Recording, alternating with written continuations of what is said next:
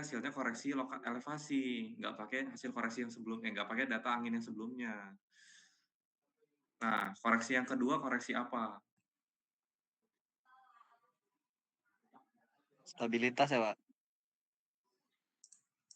Koreksi Durasi, Pak. koreksi durasi. Yang kedua. Jadi setelah koreksi, misalkan data angin itu sudah dikoreksi elevasi, baru masuk ke koreksi durasi. Tapi kalau data anginnya sudah di ketinggian 10 meter di atas permukaan air laut, ya nggak usah kamu koreksi elevasi, kamu langsung masuk ke koreksi durasi. Nah, koreksi durasi itu untuk apa? Koreksi durasi itu, di mana kan data angin yang diambil oleh satelit itu kan data jam-jaman atau data harian. Sementara angin itu berhembus tiap detik.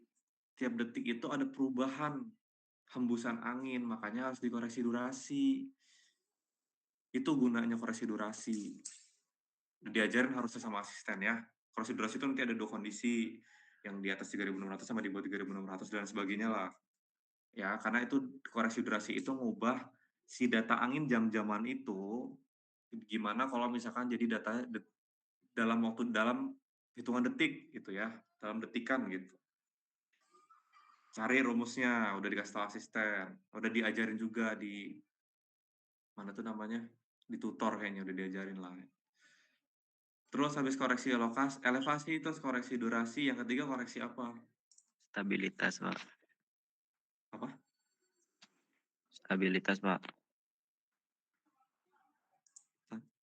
Putus-putus dong. Stabilitasnya, Pak. Koreksi stabilitas. Ya. Habis koreksi stabilitas, koreksi lokasi. Setelah koreksi lokasi, Wind stress faktornya, Pak. baru wind stress factor. Nah, koreksi stabilitas itu karena suhu angin itu berhembus di atas permukaan air laut beda sama suhu air laut. Makanya kita harus koreksi dulu stabilitasnya akibat temperatur. Ya, akibat temperatur, kecepatan angin di darat, kecepatan saat dia di udara sama saat dia sudah bersentuhan sama si lautnya. Makanya kita harus koreksi stabilitas, perbedaan suhu dan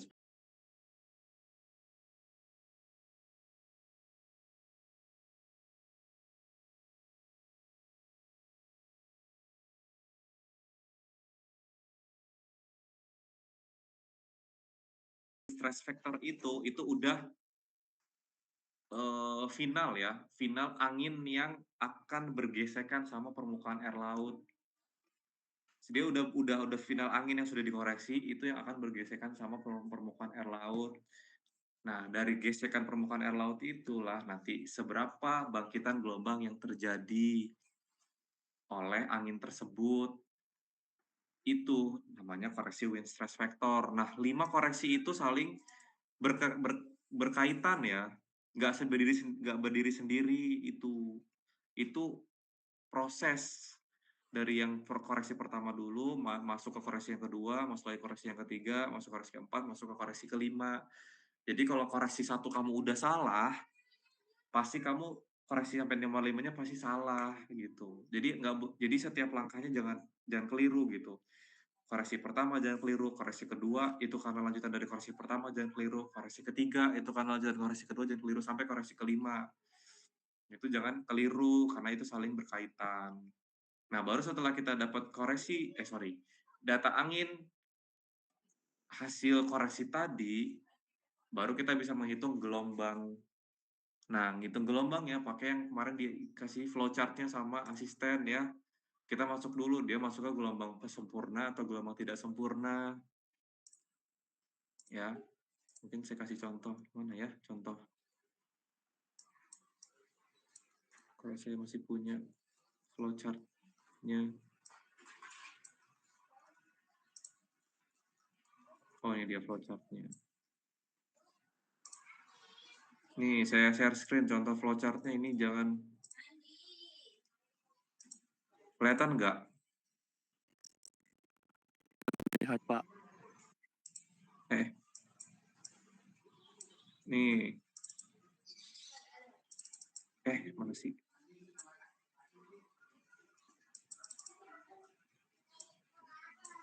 Nih ya, flowchart-nya.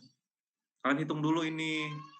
Tapi UA ini gravitasi, G ini gravitasi ya. F ini fetch efektif. Makanya kalian hitung dulu fetch efektif. Ya. Kalian kan hitung dulu fetch efektif. Nggak bisa kita ngitung gelombang kalau kita nggak bisa efektif. Nah, kamu hitung dulu fetch efektif, baru nanti hitung si UA. UA ini angin yang tadi sudah dikoreksi 5 proses tadi, harus dikoreksi dulu sampai 5 proses tadi. Nanti dari hasil itu, dia hasilnya itu di atas 71.500 atau di bawah 71.500. Kalau hasilnya di atas 71.500, maka dia gelombang sempurna. Kalau gelombang sempurna ini nih, rumus gelombang sama periodenya ini. Tapi kalau misalkan di bawah 71.500 hasilnya, dia masuknya ke gelombang tidak sempurna. Kalau gelombang tidak sempurna, dicek dulu dia masuknya duration limited atau phase limited. Ya. Jadi kalau dia masuknya ke duration limited, rumusnya sama ini sama. Untuk yang gelombang tidak sempurna sama. Tapi phase efektif yang dipakai kalau dia duration limited, dia F-nya tuh F minimum. Tapi kalau dia phase limited, F yang dipakai itu phase efektif. Ya. Gitu. Nah, ini dibuat ini. Ya, dibuat di cheat sheet sama periode. Dah, itu materi yang kedua yang di UTS kan. Prosesnya panjang, makanya saya bilang jangan lupa bawa kalkulator. Nah, itu materi yang kedua. Materi yang ketiga itu gelombang representatif. Apa gelombang representatif? Ingat nggak? Udah dijelasin belum?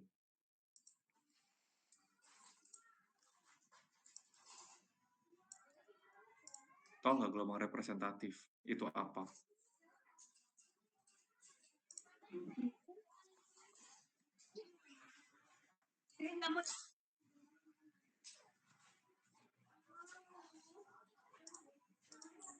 Jadi gelombang representatif itu suatu gelombang dari katanya saja udah representatif ya atau mewakili.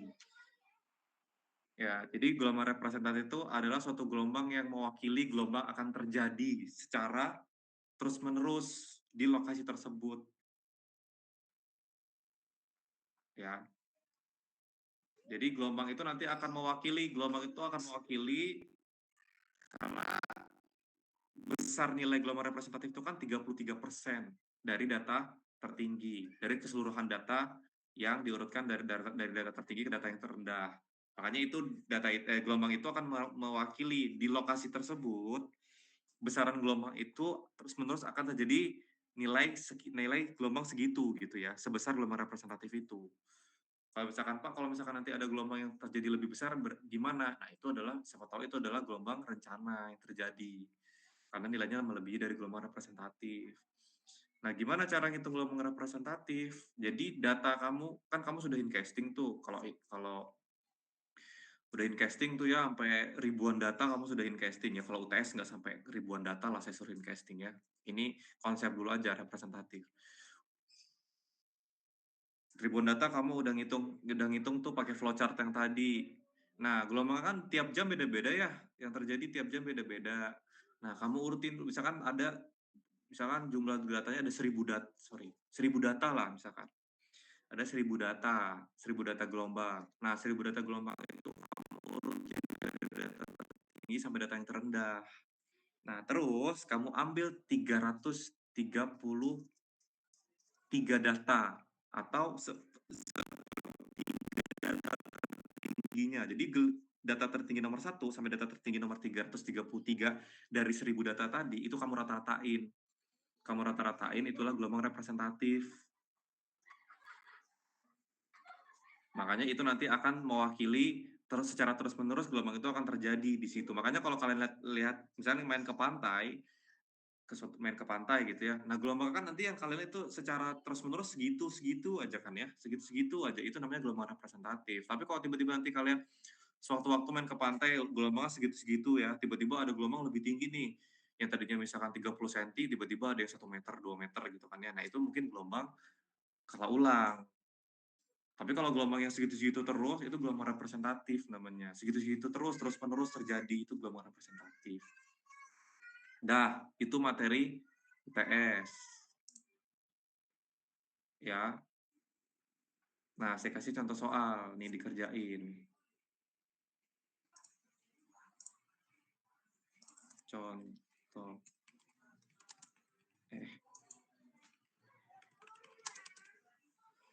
Ingat ya, ini contoh soal buat latihan.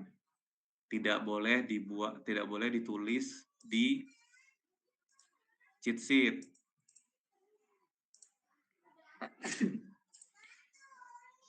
Dikirim kemana ya ini ya? Kalau di Google Meet ini bisa ngirim file nggak ya? Saya lupa. GCR aja, Pak. Langsung aja, Pak. Ke Classroom ya. Nih, coba saya kasih contoh soal. Coba, bisa dijawab atau enggak ini kira-kira ini?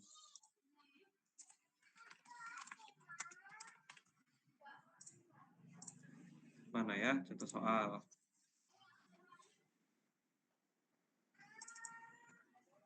Mana sih?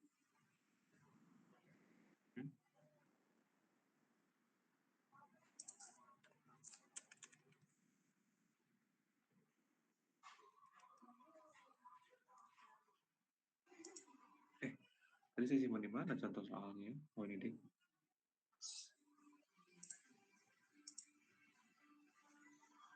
Bentar. Tadi saya udah buat contoh soal ini.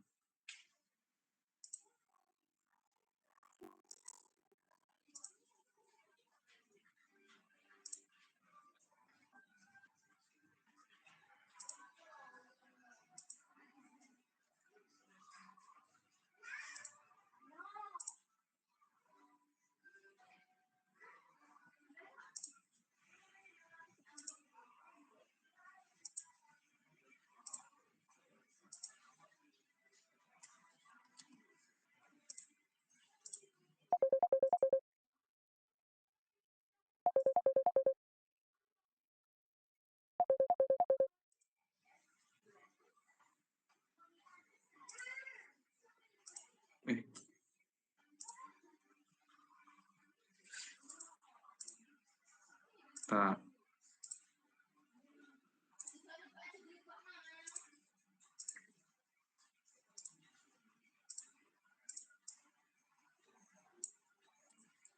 Udah tuh. Coba.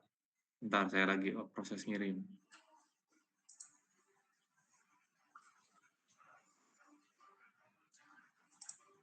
Mana ini?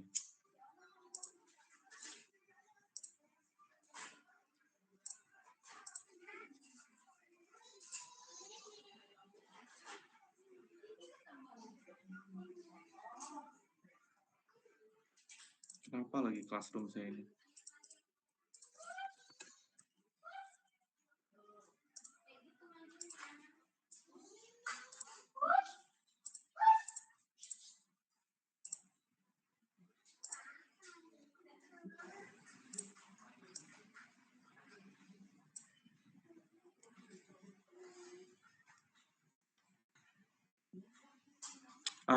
Nggak bisa ini Classroom saya ini.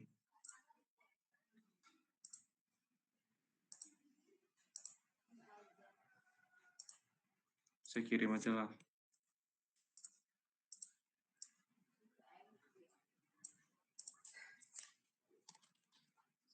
Saya kirim aja ke ketua kelas ya.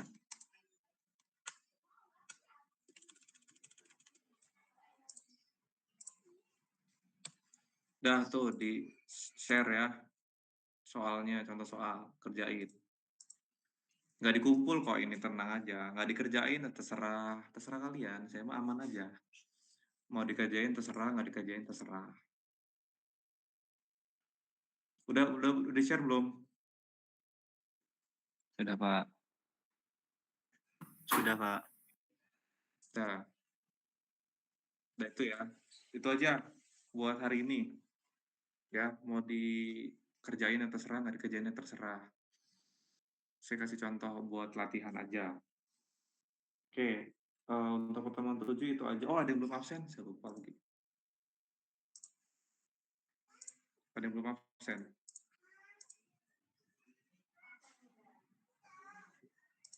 Ada yang belum absen? Saya mau nanya, Pak. Ya, Kan dapat contoh soal, tapi takutnya kita salah gitu ngerjainnya, Pak. Kira-kira ada pembahasannya lagi nggak, Pak? ada apa? Kayak ngebahasnya gitu, Pak. Atau Putus-putus, Dok. Coba di chat.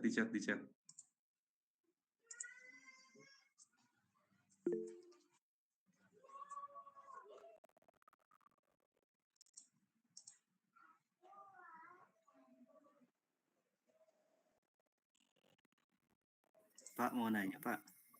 Ya, Untuk PPT materinya nanti dibagiin atau gimana, Pak? ya nanti saya kasih. Baik, Pak.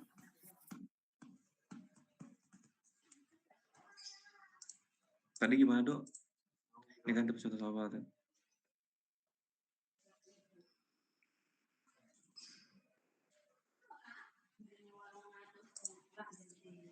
Ada pembahasannya.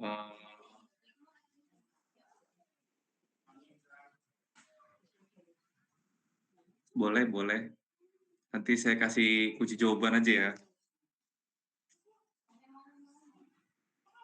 baik, Pak. Baik, Tapi Pak. nanti jangan kunci jawabannya jangan saya kasih sekarang. Kalau jangan saya kasih sekarang nanti kamu nggak belajar. Kunci jawabannya nanti saya kasih seminggu sebelum UTS. Tapi nanti kalian ngerjainnya malah seminggu sebelum UTS pula.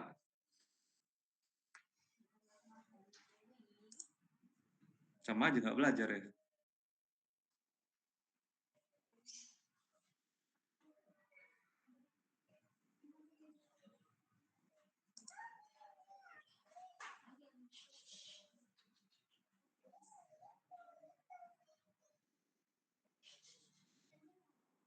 Oh gini aja kalau nggak eh,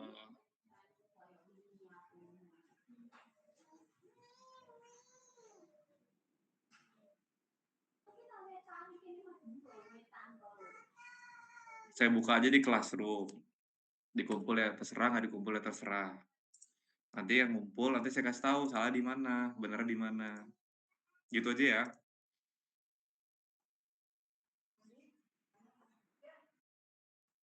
Nanti kalau saya kasih kunci jawaban, nggak belajar, saya udah tahu lah itu.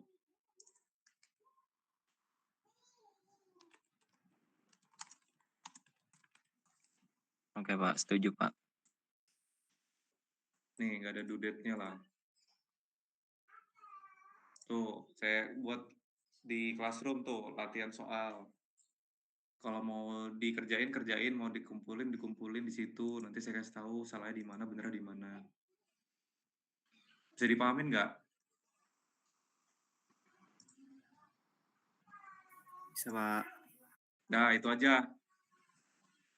Untuk pertemuan hari ini, ada yang belum absen?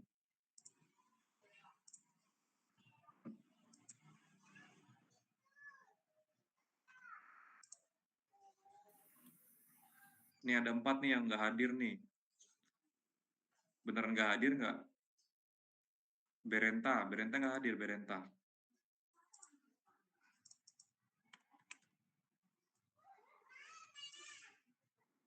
Berenta nggak hadir ya. Ade Nurhalizah.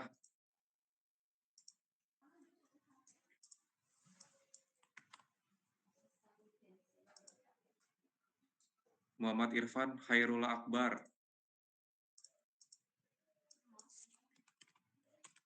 Nggak hadir ya. Tapi ada nih di sini.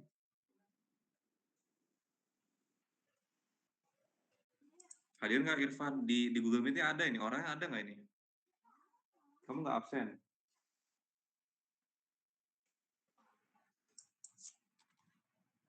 Sama Wiwin nggak ada ya?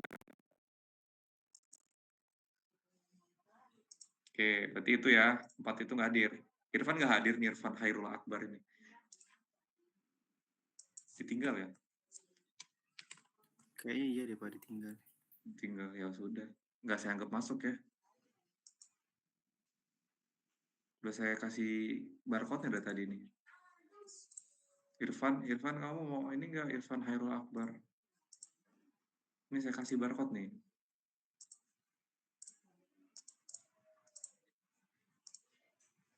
Ya udah, saya hitung 5 detik ya Irfan. Kalau enggak, ini saya tutup ya barcode-nya. Tuh, 2, 3, 4, 5. Dah ya, Irfan berarti saya anggap tidak hadir. Oke, itu aja. Ada yang mau tanyain nggak? Sebelum saya tutup. Kalau tidak ada, saya akhiri. Cukup Pak. Oh, Coba. oke. Disiapin UTS-nya ya. UTS-nya tuh lumayan gede tuh, 20%. Ya, walaupun tugas besar lebih gede 50%, tapi UTS juga 20%. Ya, kalau misalkan maksimal kan ya lumayan ya. Nanti kalau tugas besarnya maksimal, UTS-nya maksimal kan udah AB, setidaknya nilainya AB ya. Kalau semuanya maksimal.